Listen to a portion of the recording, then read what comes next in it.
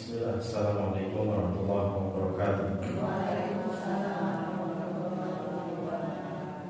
Alhamdulillah, alhamdulillah, salatu wassalamu ala Rasulillah wa ala alihi wa sahbihi wa man wala.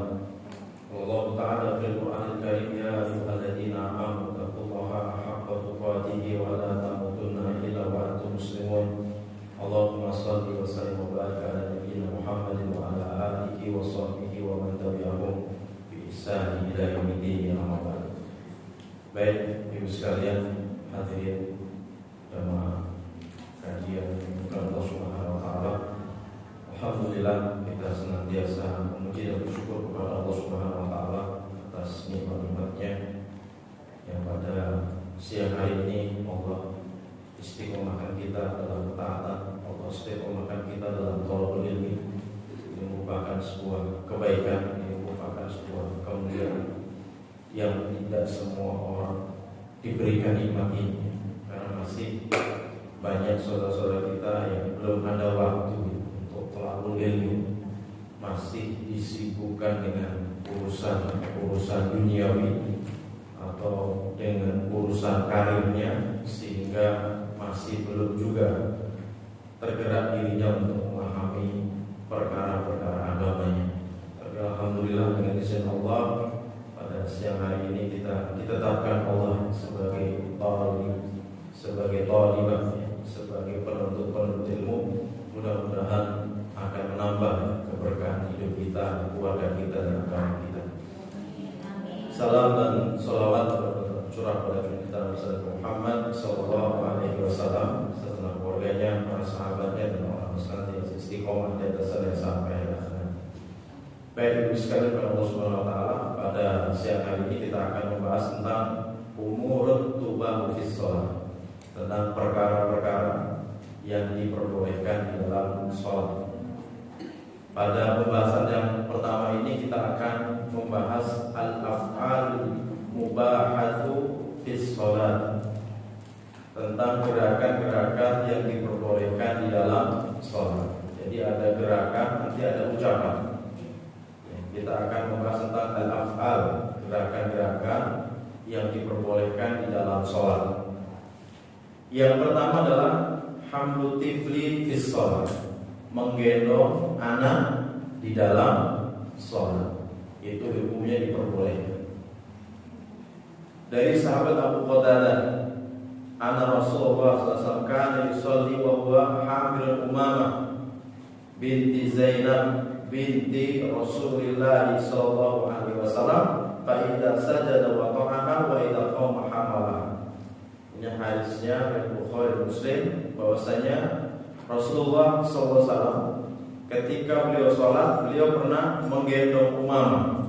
Umamah ini putrinya Zainab, berarti cucu beliau. Jadi digendong. Di saat beliau sujud, beliau akan meletakkannya.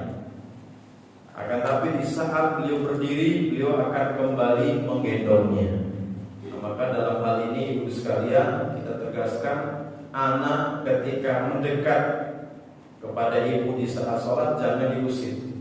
Karena hakikatnya Nabi itu tidak pernah membenci atau marah dengan anak-anak yang hakikatnya dia ada, bahkan mengganggu sholat beliau, itu beliau biarkan.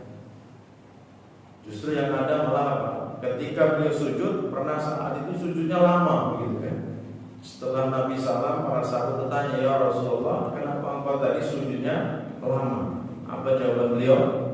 Hasan Husain sedang menaiki punggungku di saat sujud, dan saya tidak segera ingin bangkit dari sujud, karena kalau saya segera bangkit dari sujud, apa yang mereka inginkan akan segera berakhir. Jadi biarkan mereka, saya membiarkan mereka terlebih dahulu. Jadi sampai dalam kondisi sholatnya Nabi aja mengikuti begitu. Padahal beliau menjadi imam, saat itu menjadi imam bagi para sahabat radhiyallahu anhu.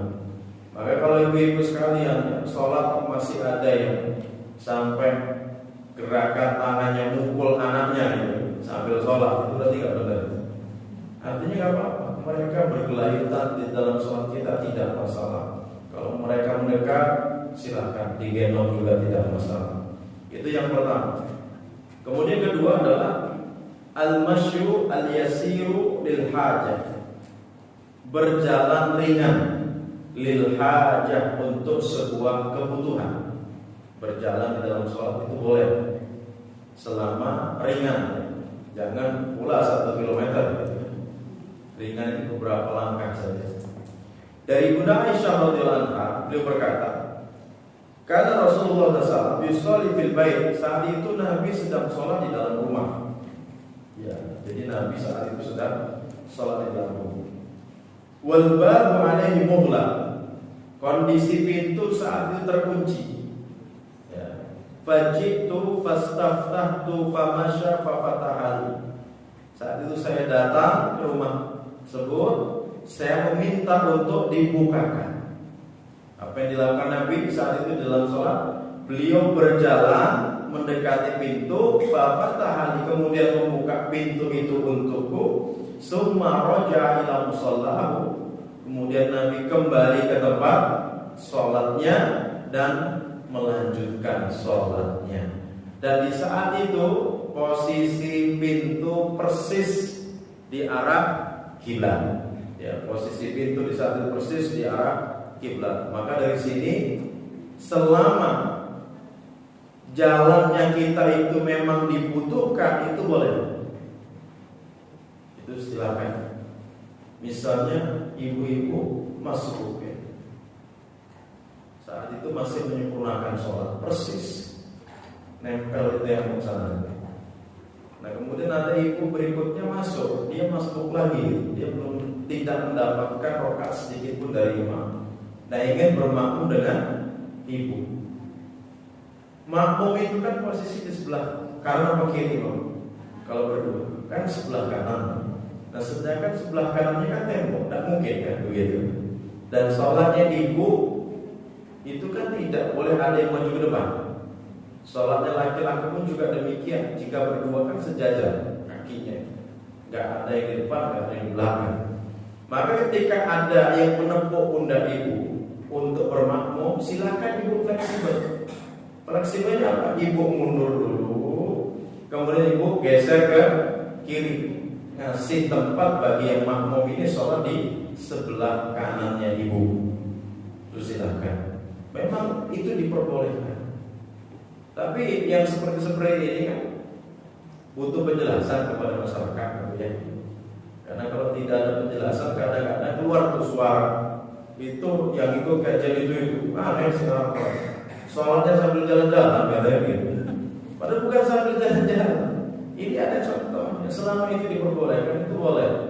Nah ini juga menjadi sebuah dalil kepada ibu sekalian yang masih meyakini kalau bergerak lebih dari 3 kali batal, itu sudah terbantahkan dengan ini, begitu ya.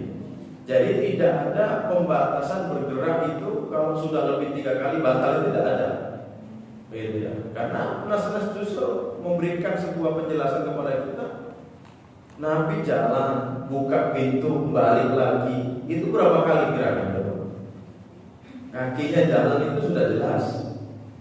Kalau misalnya 3 langkah saja, bolak-balik sudah berapa langkah? 6 langkah. Belum beliau bergerak buka, kan begitu.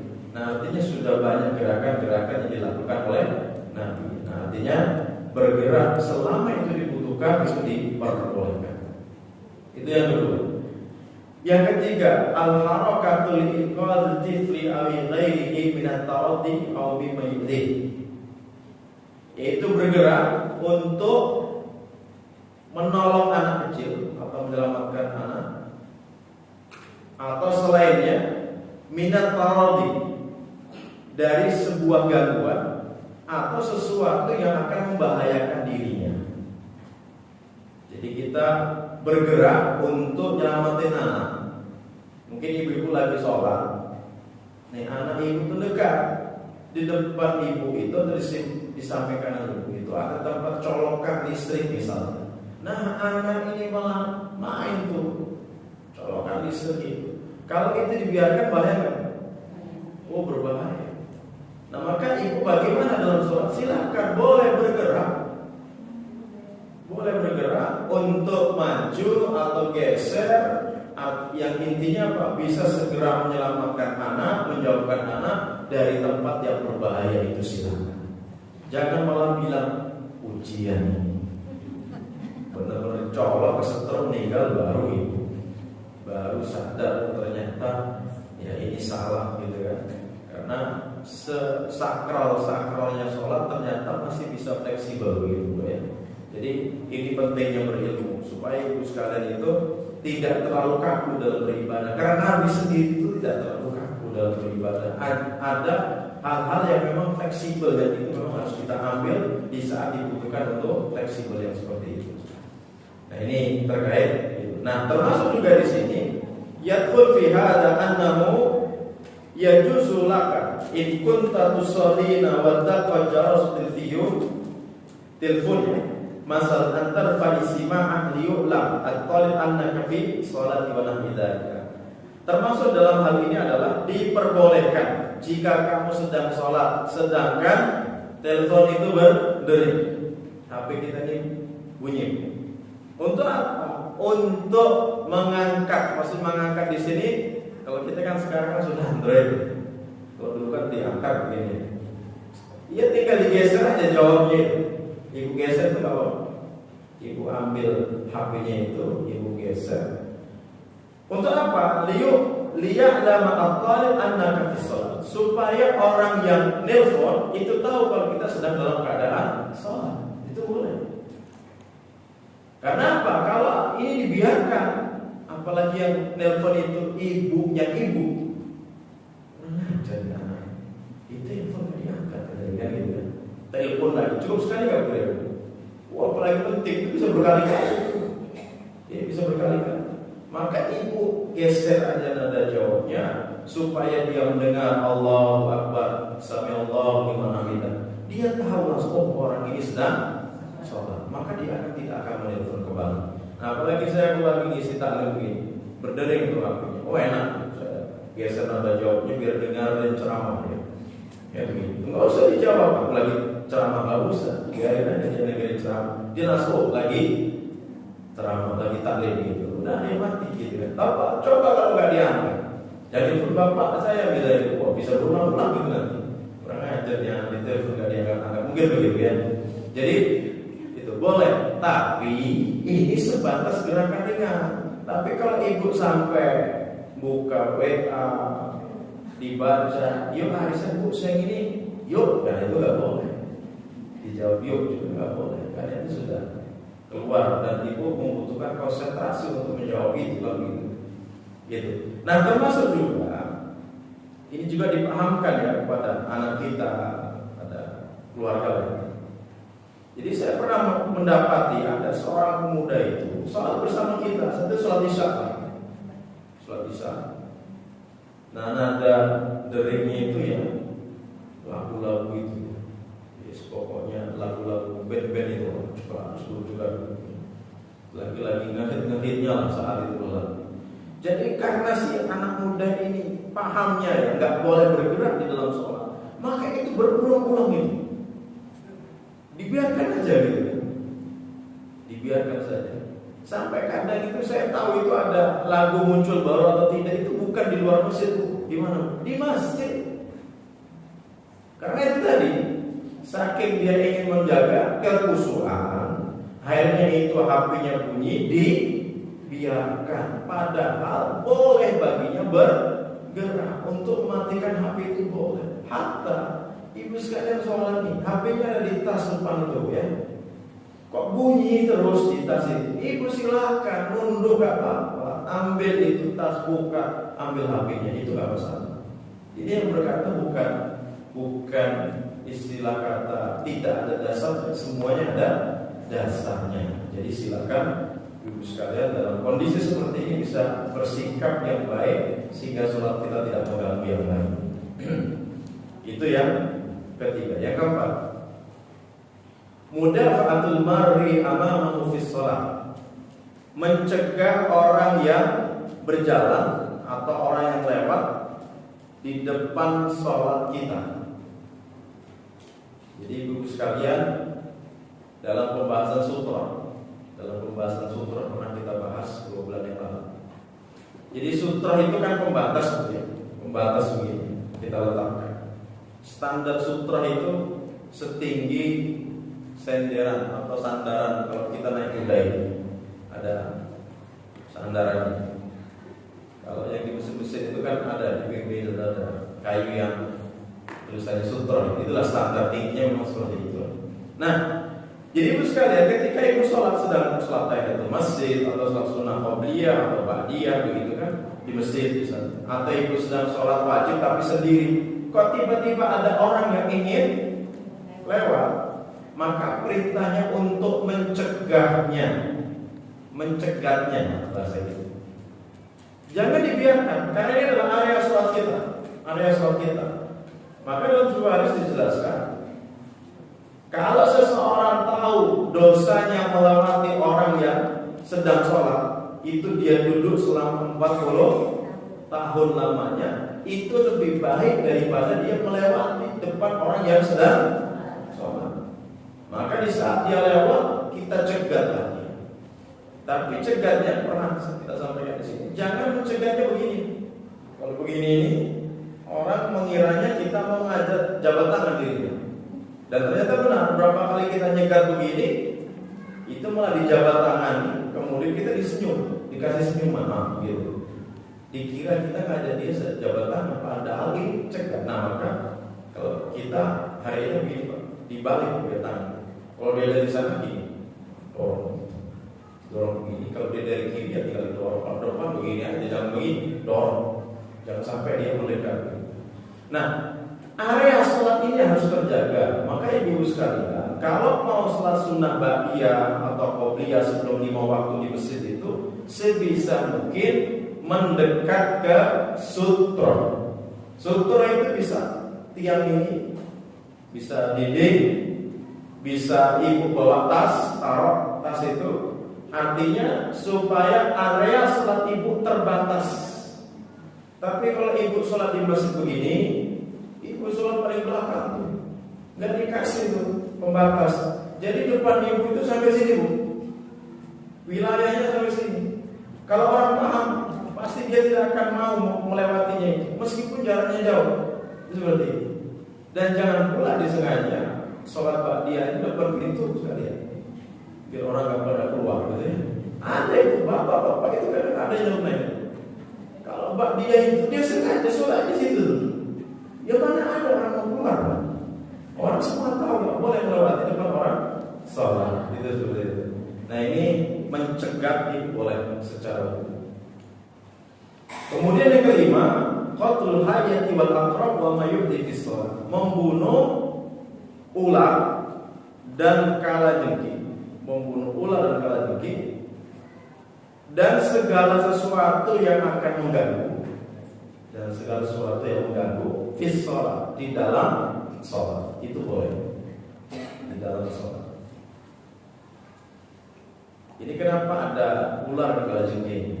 Karena Nabi sudah menjelaskan ada gangguan di dalam sholat. Di antara dalam gangguan dari ular dan kalajengking. Sampai Nabi bersabda, uqtulu al-aswadain di sholat. Bunuhlah dua binatang hitam di dalam sholat. Yang pertama ular, kedua kalajengking. Jadi kalau ibu pas sholat, maka ada perintah apa? Jangan menjemur. Ibu-ibu yang sholatnya masih menjamkan mata, itu makruh menjamkan mata dalam sholat itu. Usah nggak bisa khusyuk, ya dilatih untuk bisa khusyuk. Termasuk menghafal Al-Quran itu jangan dibiasakan menjemur. Loh kenapa? Kayak ibu nanti kalau jadi ibu bisa menjemur. Jangan begitu. Dan kalau ibu misalnya biasa menghafal Quran menjemur, nanti pas dibuka lupa. Jadi dilatih untuk membuka mata. Ibu bisa hafal Quran, hafal juz 30 terus sekali duduk ya, posisinya duduk. Setoran 30 juz 30 lah. Itu bisa hafal itu. Coba kalau berdiri belum tentu itu. Maka harus dibiasakan sambil duduk biasa, sambil berdiri biasa, termasuk sholat. Ketika sholat ibu misalnya biasa hafal Qurannya duduk, nah itu kan. Ketika sholat ibu berdiri, jadi imam pula lupa ya, nah itu. Ketika mulai matanya lupa karena ibu biasa menghafalnya dengan mata tertutup. Nah, kenapa memejamkan mata ini makruh? Karena di dalam sholat itu ada bahaya yang kadang-kala kita harus tahu dan siaga. Di antaranya ular dan kalajengking ini. Ular dan kalajengking ini bukan hewan ular masuk rumah, bukan, Bu. Rumah ibu mungkin ada lantai 2-nya misalnya. Dari mana ular kalajengking? Kecuali kalau dekat pohon mungkin dari pohon masuk begitu. Ini masalahnya ular dan kalajengking ini adalah bentuk jelmaan setan begitu, yang mengganggu sholat kita. Kayak Nabi dulu diganggu. Kalau Nabi dalam bentuk apa? Seseorang yang di dalam sholat ganggu dia, gerak-gerak depan beliau, langsung beliau dekati, beliau banting. Ternyata itu jin ifrit. Beliau banting, beliau cekik lehernya. Jadi kalau ibu ketemu hantu digituin, beliau ganti, banting, cekik lehernya kayak Nabi. Nah, setelah dicekik saking kerasnya itu lidahnya itu keluar dan menetes ludahnya itu di tangan Nabi. Dan beliau, Nabi merasakan hawa yang dingin karena tetesan air ludahnya itu. Berarti apa? Jin itu sudah tidak berbentuk api lagi. Ini menjadi hujah yang membantah siapa saja yang tidak percaya kesurupan jin. Karena mereka itu yang tidak percaya kesurupan jin, dia bilang apa? Gak mungkin lah jin setan masuk dalam tubuh orang, pasti kebakar. Orang bentuknya api. Bentuk api itu dalam proses penciptaannya awal itu memang dia diciptakan dari api, tapi sekarang sudah menjadi sesuatunya itu, maka itu sudah tidak dalam bentuk api. Kayak ibu dulu dari apa kita? Dari tanah. Coba dibelah itu tangannya, keluar tanah nggak kira-kira?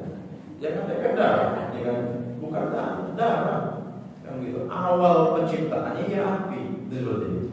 Nah, saat itu Nabi ingin mengikat jin ifrit ini di salah satu tiang Masjid Nabawi supaya ketika sahabat-sahabat datang mereka tahu, mereka bisa melihat, oh ini toh jin ifrit yang sering ganggu.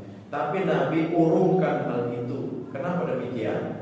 Karena beliau teringat dengan doanya Nabi Sulaiman alaihissalam, Rabbi firli wa habli mulkan la yanbaghi li ahadin min ba'di, ya Rabb ampunilah dosaku dan anugerahkanlah untukku sebuah kekuasaan yang setelahku tidak ada yang menandinginya, yaitu bisa menundukkan bangsa jin. Nah, maka setelah itu Nabi lepaskan, pengennya beliau itu diikat gitu biar ditonton banyak orang. Maka dalam hal ini dari apa yang dilakukan Nabi ini, seseorang tidak boleh membentuk tim pemburu hantu, itu tidak boleh. Nangkepin hantu jin-jin itu kemudian ditangkap, masukin botol begini, nanti ditayangkan di televisi, diperbesar, itu nggak boleh. Ini merupakan kekuasaan yang nggak boleh dilanggar. Ini kekuasaan Nabi Sulaiman alaihissalam dan kita tidak boleh melanggar itu semua. Nabi saja nggak mau melanggar itu semua, apalagi umatnya. Kalau dilanggar pasti akan terjadi sesuatu. Intinya seperti itu. Baik, jadi sepakat sholat jangan menjem, ya, sholat dibuka matanya. Karena Nabi dalam sholat tidak pernah pandangannya lepas dari tempat sujud. Tapi jangan pulang matanya melek, tapi dilihatnya ke atas juga salah. Jadi ke tempat sujud. Ya seperti makan itu loh, ya. Ada makan apa yang kita perhatikan dulu? Ya piring kita.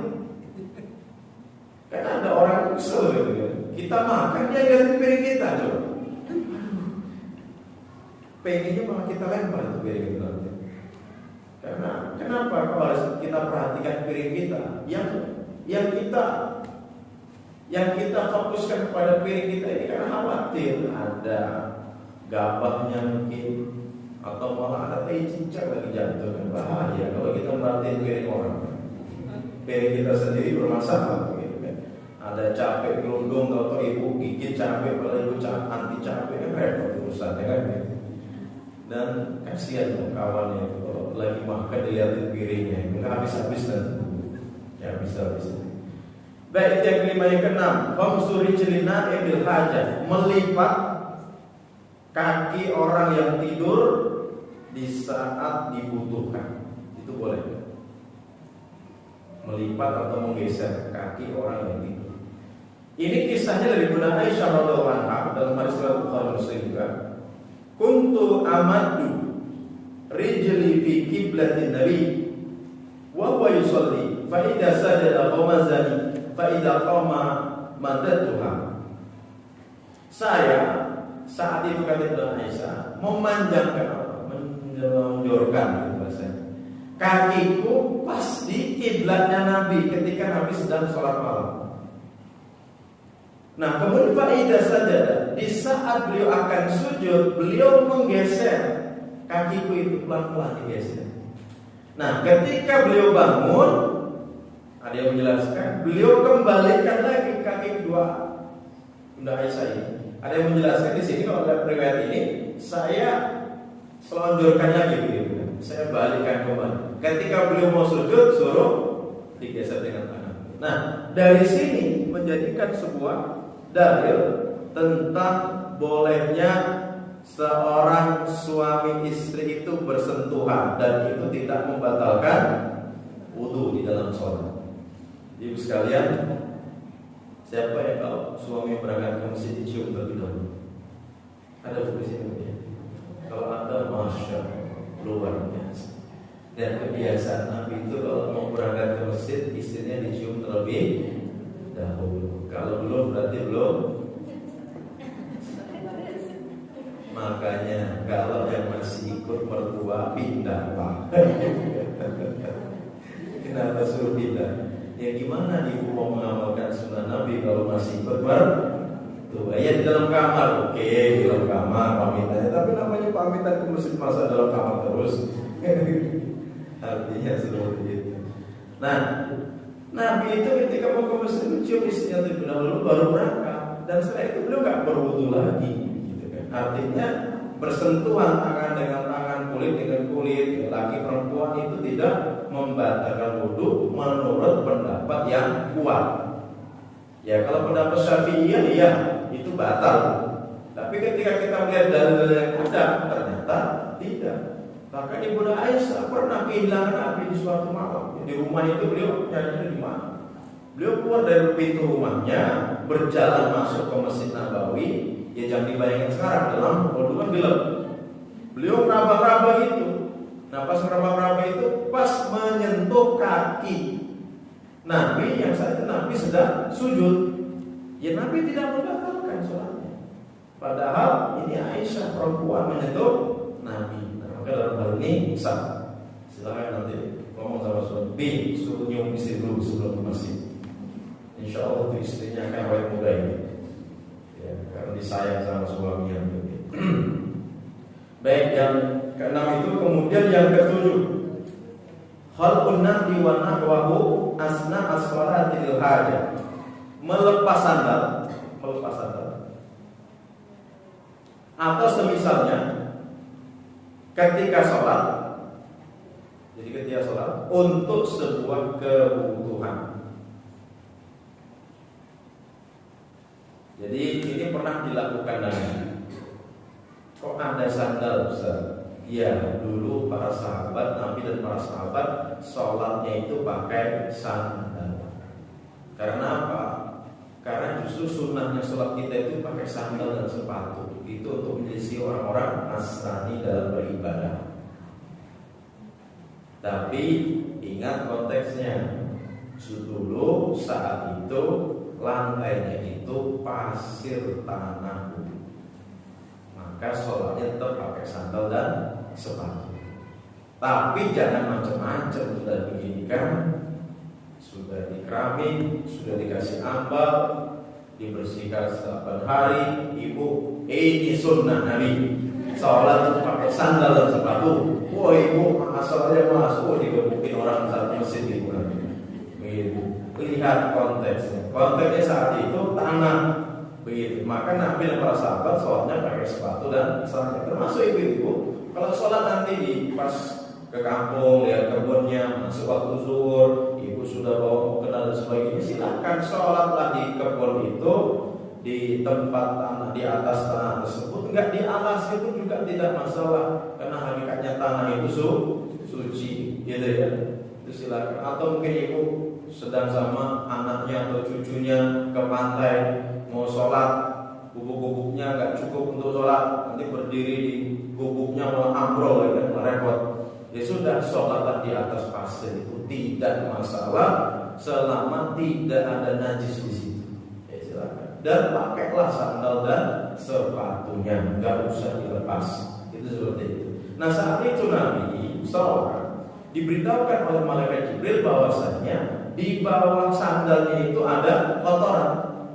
Maka saat itu beliau melepas sandal itu dan melanjutkan sholat. Itu boleh, ya seperti itu. Kemudian yang ke-8 adalah meludah ke pakaian atau ke sapu tangan. Itu diperbolehkan. Dalam hadis riwayat Muslim dan Abu Dawud, Rasulullah bersabda, "Inna ahadakum idza qama yusolli fa inna Allah tabaraka qibal wajh."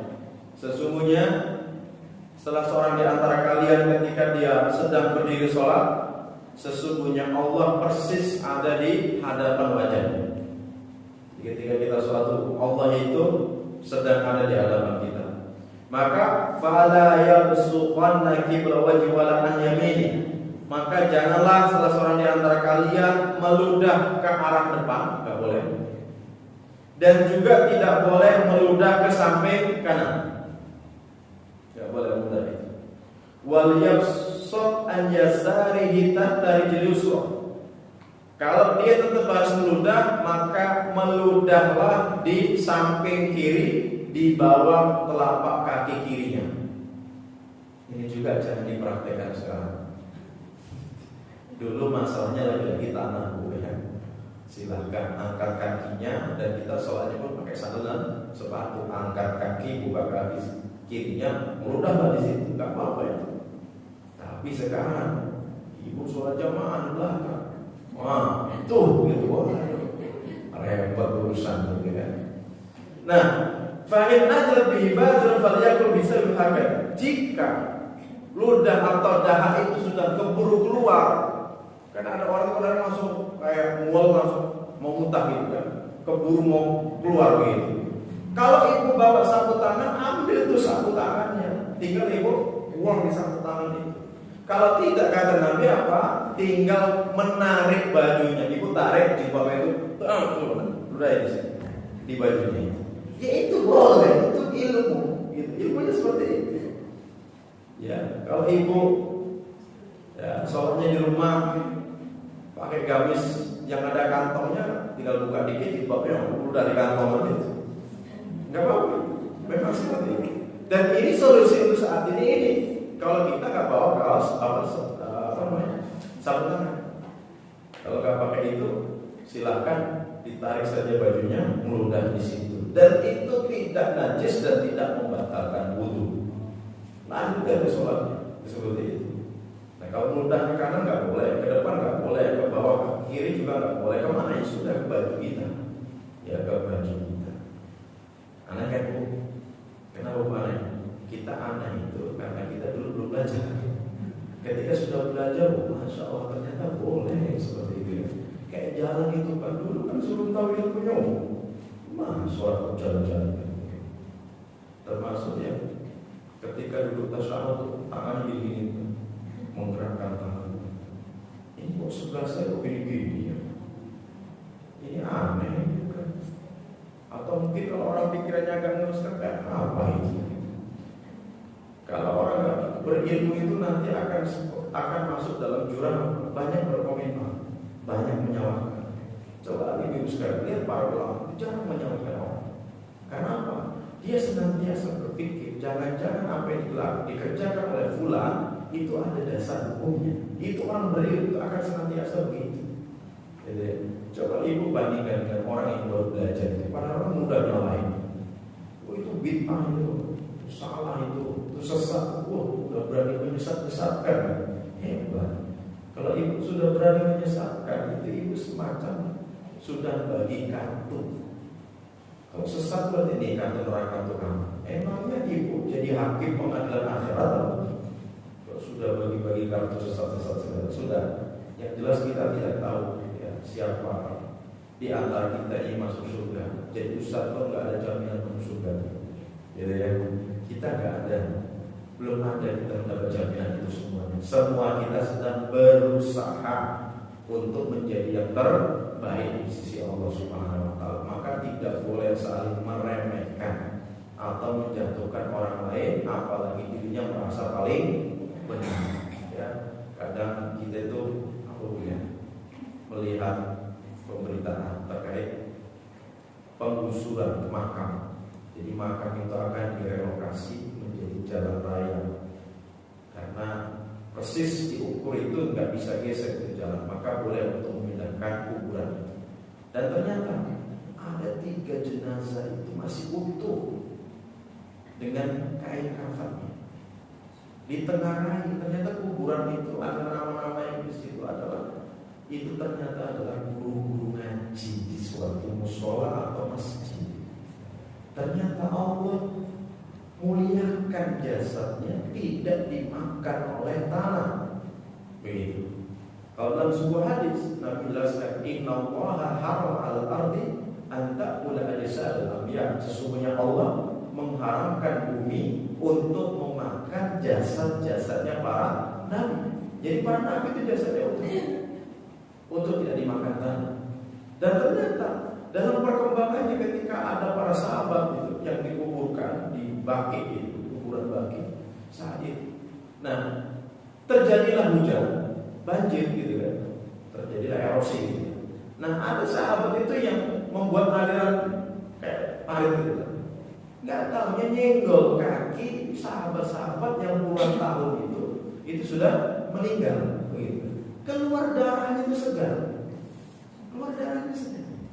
Jadi benar-benar masih utuh jasad para sahabat yang meninggal pada saat itu dan dikubur di Baqi, kuburan Baqi saat itu. Nah, ini jauh dari nabi, sahabat, ini guru-guru ngaji. Ketika sudah puluhan tahun dikubur, dibongkar kuburannya, ternyata juga masih utuh. Artinya apa? Mungkin ibu sekalian, status guru ngaji itu kalau secara kedudukan di masyarakat itu kan agak dikesampingkan gitu ya, nggak punya, ya nggak terlalu dihormati. Ternyata malah Allah muliakan. Di zaman Nabi itu di Masjid Nabawi itu ada marbot. Apa kaca marbot paham ya? Ya besi itu. Saat itu meninggal di malam hari, dikuburlah saat di malam hari itu dengan para sahabat yang lain. Nah, habis sholat subuh, habis salam, dilihat kok nggak ada. Ditanya, huwa, di mana dia yang bertugas membersihkan masjid? Sahabat menjawab, ya Rasulullah, semalam meninggal dunia. Kami tidak sempat memberitahukan engkau. Tapi bahasa tidak sempat itu karena apa? Para sahabat melihat orang ini itu kan secara kedudukan tidak terlalu ini. Nabi marah dengan Nabi dengan menyepelekan status marbot itu. Akhirnya apa? Nabi mengatakan, dullani ala qabri, tunjukkan kepadaku di mana letak kuburannya. Akhirnya apa? Nabi mendatangi kuburan si marbot ini, kemudian beliau mensolati langsung di atas kuburannya. Dan luar biasa apresiasi Nabi kepada orang yang mungkin secara status itu tidaklah terlalu mulia, tapi mendapatkan ridhonya Nabi dan ridhonya Allah Subhanahu Wa Taala. Maka dari situ nggak boleh kita yang umroh 10 kali pun, yang haji 3 kali pun itu nggak boleh meremehkan yang belum umroh belum haji. Belum tentu yang sudah haji itu dapat jaminan surga, begitu ya. Apalagi yang nggak sholat itu ya, lebih parah. Oke, satu lagi di sini ada berapa? 15. Kita baru bahas separuhnya. Islahu saubi wa haqqul jasad fi shalah, membenarkan baju dan menggaruk badan di dalam sholat. Jadi membenarkan baju kita. Kalau ada yang menceng, ada yang mengganggu, nggak pas gitu ya, itu silahkan diperbolehkan, dan termasuk menggaruk. Kalau ada yang gatal dan sebagainya itu boleh ya.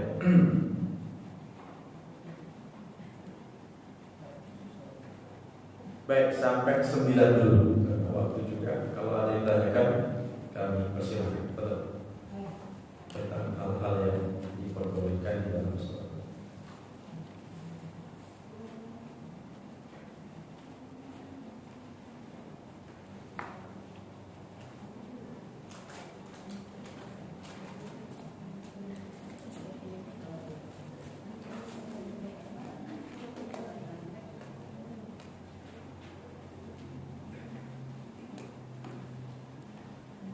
Ya, Ustaz izin bertanya, apakah boleh naik haji atau umrah menggunakan dana talangan bank atau pinjaman dari bank? Enggak boleh. Ya seperti itu. Siapa saja yang masih menggunakan talangan berarti dirinya belum mampu. Terus kenapa Ustaz enggak boleh? Ibu kan sudah paham. Kita sudah kaji dua kali pertemuan itu tentang la'anallaha akil riba. Allah melaknat orang yang makan harta riba. Pemakan riba jelas dilaknat Allah. Yang kedua, wa mukilah. Siapa wa mukilah ini? Yang memfasilitasi orang mendapatkan harta riba. Yang memberikan fasilitas itu siapa? Bank itu enggak punya duit. Yang punya duit itu siapa? Nasabah. Berarti di bank itu uangnya siapa? Uangnya nasabah. Nah, nasabah itulah yang memfasilitasi itu dalam laknat Allah. Tuh, bingung lagi kan? Ibu misalnya, ibu ini nggak minjem saja, apalagi pakai dana talangannya. Ibu saja nggak minjem, ibu misalnya nabung saja. Ada nggak keyakinan? Ada nggak sebuah kepastian uang ibu nggak dipakai? Ya mereka kan nggak punya duit, muter-muterin angka saja kan.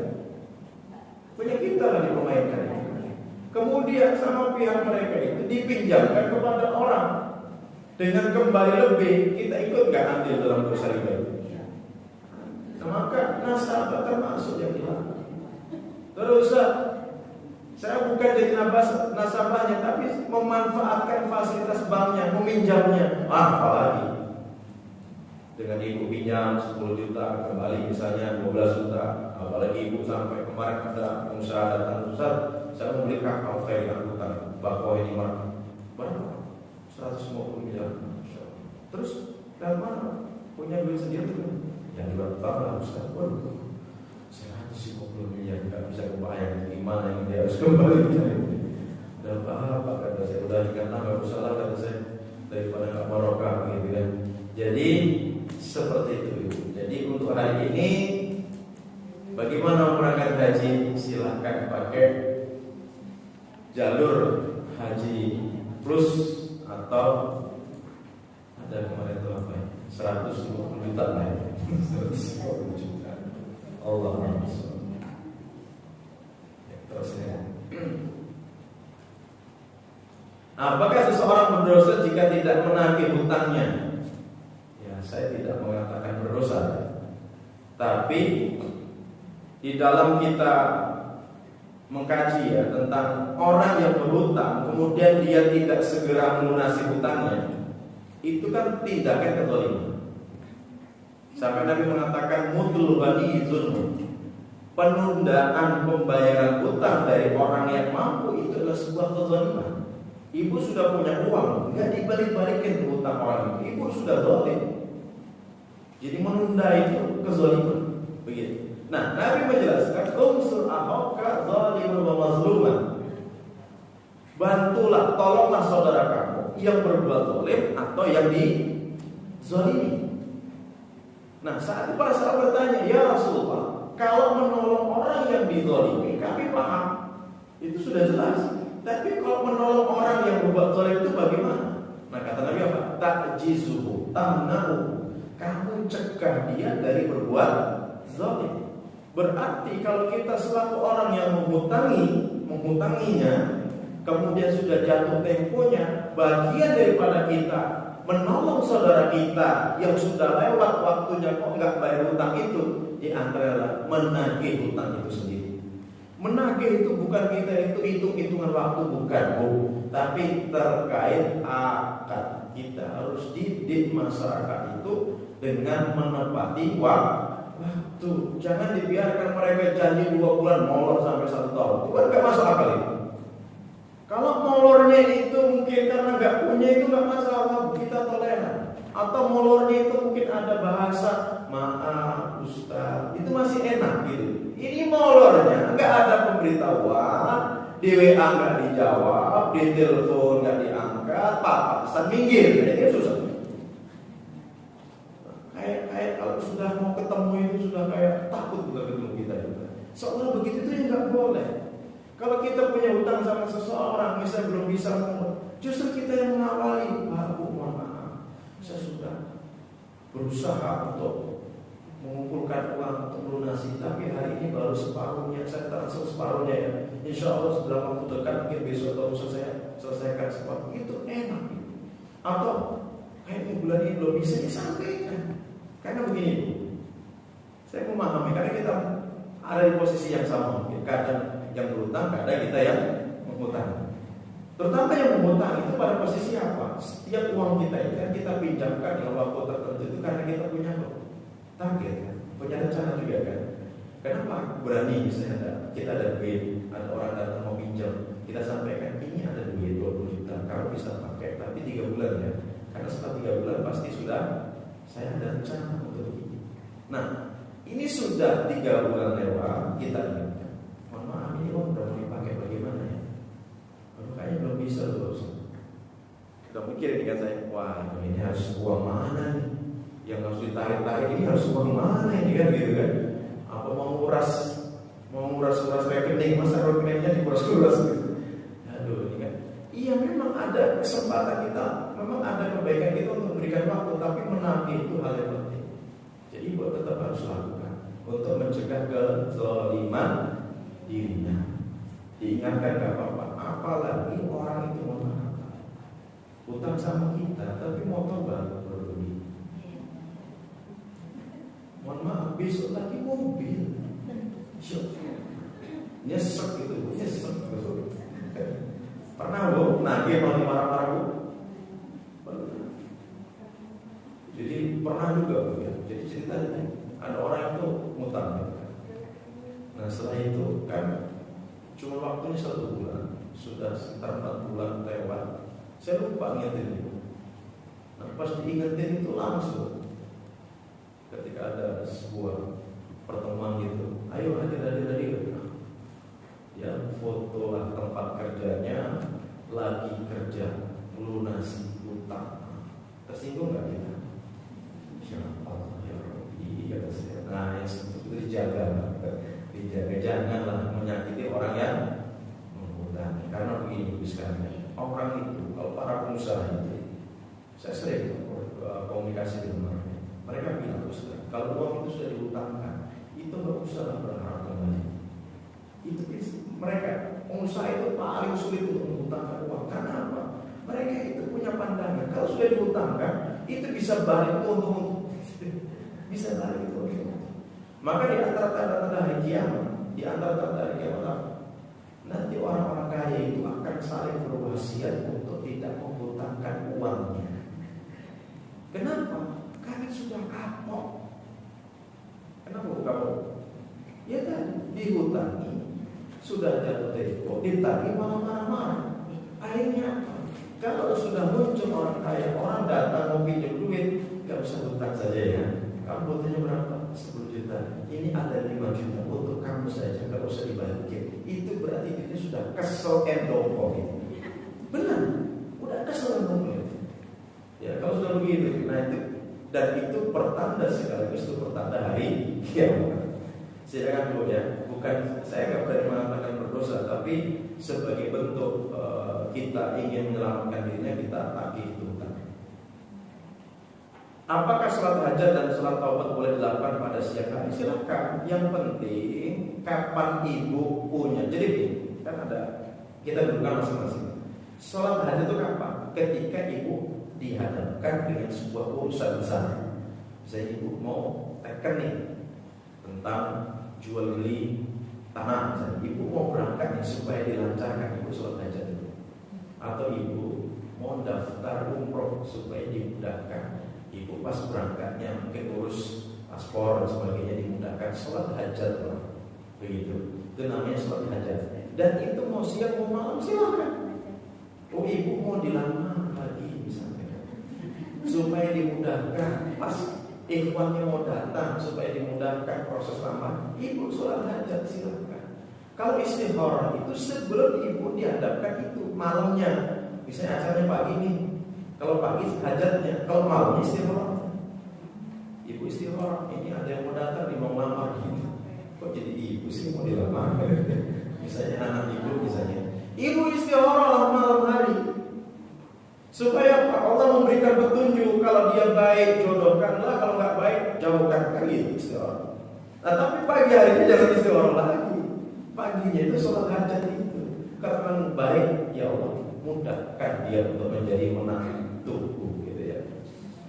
Itu seperti itu. Nah kalau untuk sholat taubat ini kan perintahnya jelas. Barang siapa yang berbuat dosa,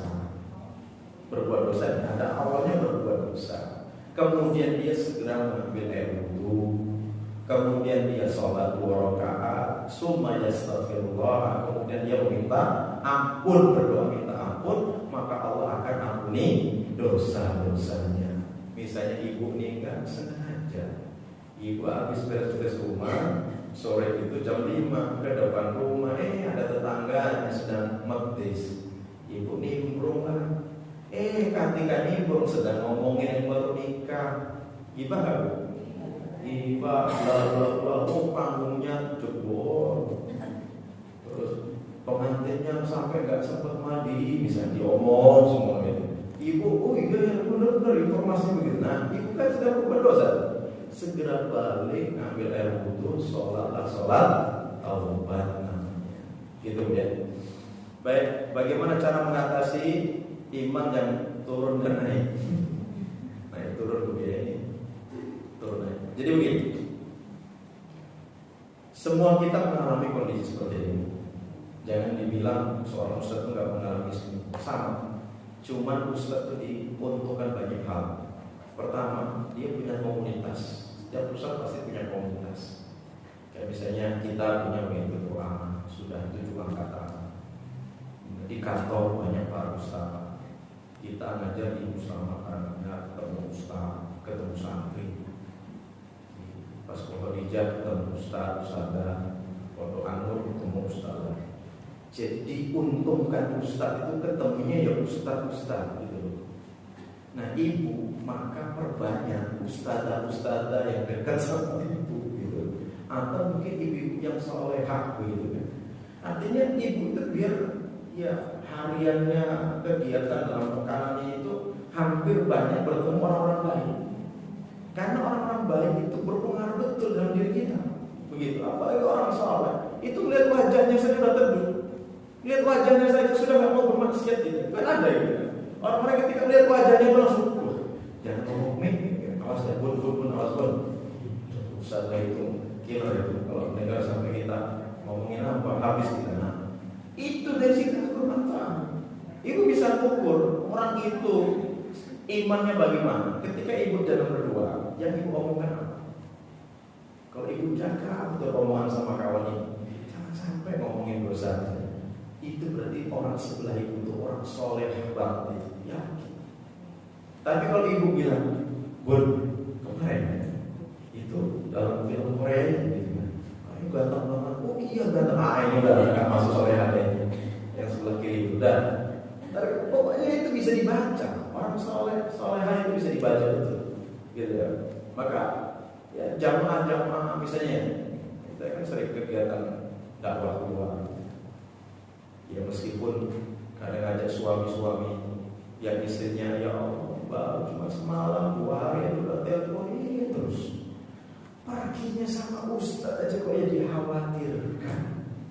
Terus suaminya bilang begini, ustaz, ketika saya belum ngaji itu saya itu khawatir terus ini saya kalau saya selingkuh. Giliran kalau pergi sama ustaz ini khawatirnya beda. Dia khawatirkan nanti saya nikah lagi. Ya sama ini sama-sama dia khawatir. Enggak, artinya kalau pergi sama ustaz tuh ya insya Allah lah gitu, aman gitu, gak macam-macam. Ini baru naik mobil di telepon ya, kapan pulangnya? Mi, saya ini baru mau naik sama ustaz ini. Kok sudah di telepon kapan pulangnya? Kok relakan aku ya? Kalau urusannya dakwah suami direlakan ya. Jangan pas salaman dicemberutin, kebayang loh semuanya jalan tuh. Apalagi tugasnya suami itu nyopir ustaznya, wah repot lagi nanti. Muka ibu terus aspal itu gambarnya. Baik. Jadi untuk mengantisipasi itu, kalau amalannya Bu, kalau bisa 3 jadi rutin itu ya. Pertama qiyamul lail. Qiyamul lail itu Nabi menjelaskan hendaklah kalian sholat malam. Karena sholat malam itu adalah kebiasaan orang-orang soleh sebelum kalian. Dan sebagai bentuk takarub kalian kepada Allah. Dan yang tidak kalah penting apa? Wa manhatu al-ism, sebagai pencegah kita dari perbuatan dosa. Orang yang qiyamul lail malamnya nggak akan kita dapat setiap hari dia sampai berzina, nggak akan. Karena Allah jaga, Allah akan jaga. Yang kedua, tilawah Quran. Tilawah Quran itu melembutkan hati. Dan ibu bisa tahu hati ibu sendiri sedang baik atau tidak baik, buka Al-Quran. Kalau ibu nyaman 1 juz pengen nambah lagi, hati ibu sedang baik, iman ibu sedang baik. Kalau baru buka 2 halaman sudah muap 5 kali, itu sedang tidak baik-baik kondisi hati ibu.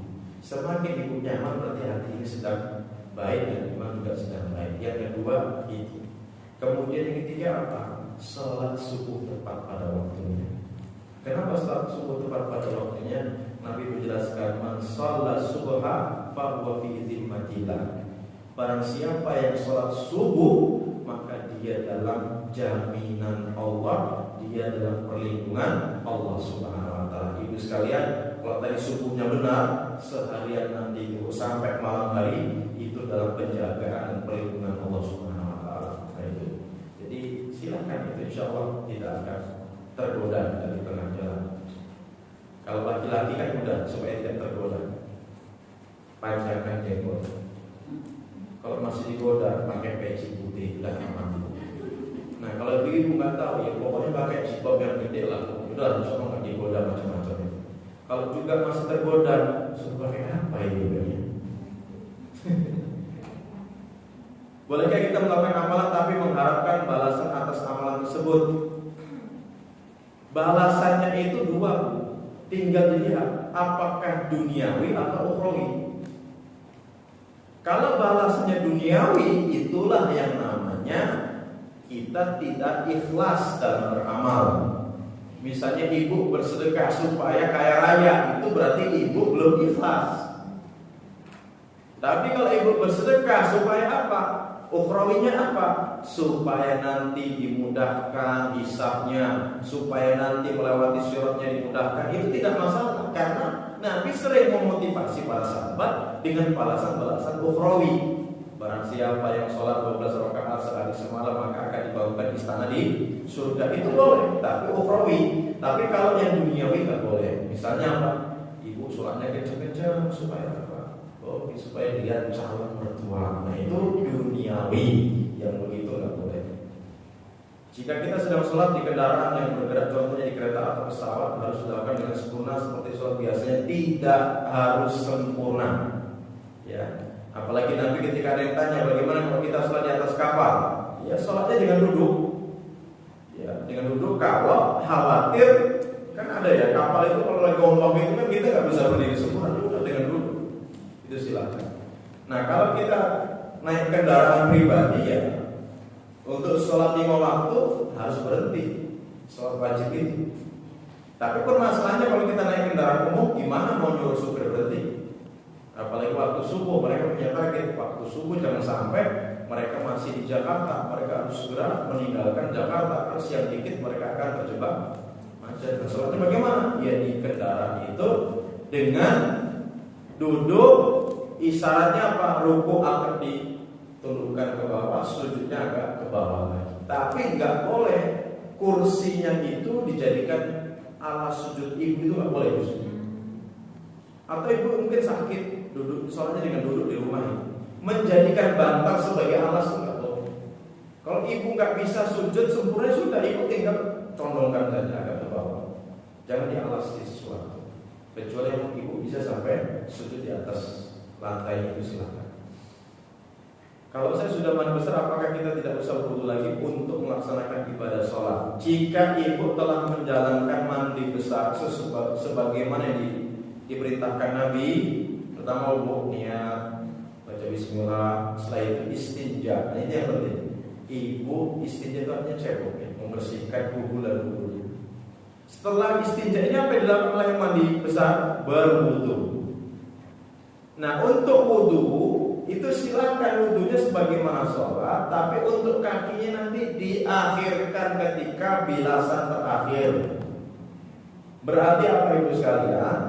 Mandi besar itu adalah proses taharatul kubra, proses bersuci yang besar. Jadi kalau kita mandi besarnya itu sudah sebagaimana yang sudah dituntutkan Nabi, maka hakikatnya tidak perlu wudu kembali. Kecuali ibu ragu atau justru melakukan hal-hal yang membatalkan wudu, setelah itu oke, ibu silakan ulang. Tapi kalau tidak usah wudu kembali. Jika kita lagi sholat tiba-tiba ada yang bertamu ke rumah kita, tamu salam berulang-ulang, itu bagaimana Ustaz? Jadi ibu sekalian, kalau ada tamu salam jangan dijawab ketika ibu sholat ya. Gak boleh jawab. Memang gak boleh. Ibu sholat di masjid, assalamualaikum warahmatullahi wabarakatuh. Waalaikumsalam, gak boleh. Bagaimana Nabi memberikan isyarat kepada orang yang salam? Beliau angkat ini tangannya. Jadi assalamualaikum warahmatullahi wabarakatuh. Ini punggung ini ke atas, ini ke bawah. Begitu. Jadi orang tahu kalau kita sholat, kemudian dia salam kita angkat begini, berarti kita sedang menjawab salam dia. Tidak boleh waalaikumsalam. Sebagaimana kita bersin, gitu kan? Boleh nggak kita mengucap alhamdulillah? Boleh. Tapi yang mendengarnya nggak boleh ya Allah, itu nggak boleh.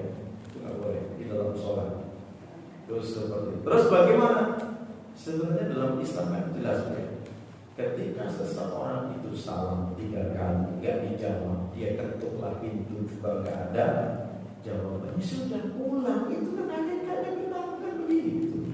Kita ini sering maksa. Apalagi lagi hutang dari bel.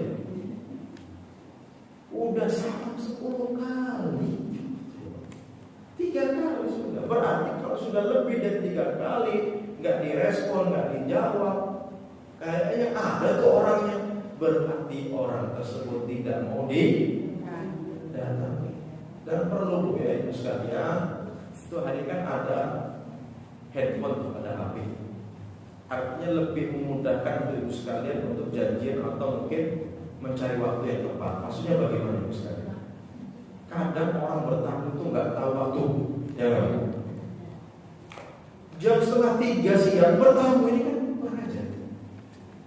letaknya ibu mungkin lagi istirahat gitu kan, apalagi di atas jam 10 malam bertamu gitu kan. Nah, maka kalau bisa janjian itu lebih enak untuk saat ini. Oke, kalau naik haji, hadiah dari bank bagaimana? Bu, nanti bisa dibaca dalam kitab Al-Kabair. Terkait apa?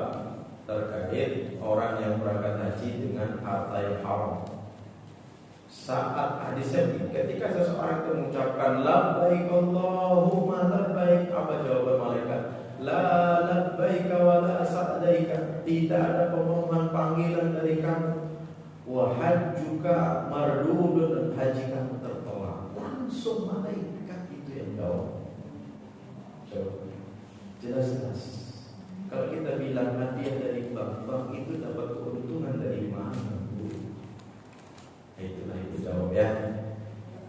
Agak keras juga Ustaz. Ya memang begini hal haram. Kita nggak berani menghalalkan yang haram, apalagi mengharamkan yang haram. Gitu ya. Ya, insya Allah. Jadi begini Bu juga. Terakhir sebelum saya tutup, Ibu jangan memahami masuk surga itu harus naik haji. Jangan, nggak harus naik haji. Kalau ibu bilang tidak mampu ya jangan dipaksa. Artinya begitu. Ustaz, rukun Islam harus sempurna, berarti saya harus berangkat haji. Kalau mampu wajib, tapi kalau nggak mampu jangan dipaksakan. Demikian bermanfaat. Saya akhiri dahulu. Assalamualaikum.